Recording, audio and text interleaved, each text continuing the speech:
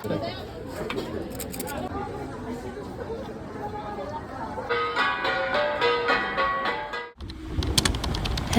everyone!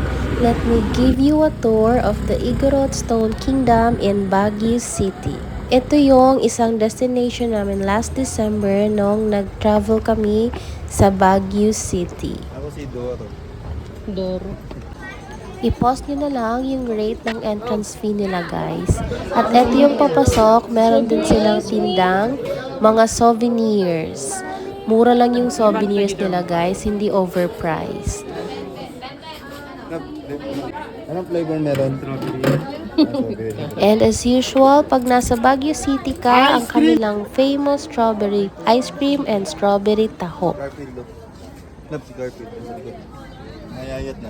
Ito yung papasok guys, dyan kayo mapapastam para may mark kayo na nakabayad kayo at pwede kayong mag-roam around the Igorot Stone Kingdom. Yung kanilang kabayo at dogs, meron niyang bayad pero hindi na kami nagpa-picture kasi okay na kami na nagsustroll lang dito. Meron kaming dalang sariling tripod para hindi namin kailangang makisuyo pagpa-picture kasi minsan nakakahiya na din. Etong tripod namin, may sarili siyang remote kaya okay na okay pag sa travel or sa mga picture or videos guys. At ayan, may pa-wish kami sa kanilang wishing well. Ayan ang kabuuan ng Igorot Stone Kingdom. Ipapakita ko sa inyo guys. Para pag napadpad kayo sa Baguio, puntahan nyo to. Ang ganda.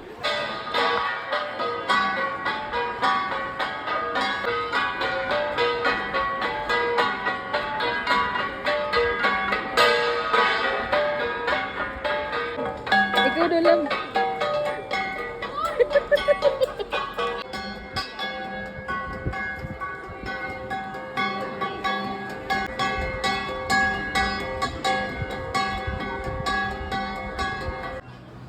Kahit ang taas ng inakyat namin, di kami pinagpawisan kasi lumalamig na kasi papalapit na yung fog.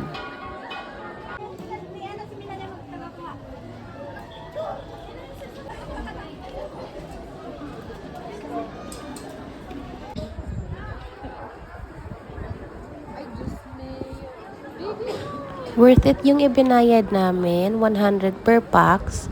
Kasi maganda yung view at maraming spots na pwede kang mag-picture at mag-video. Hello?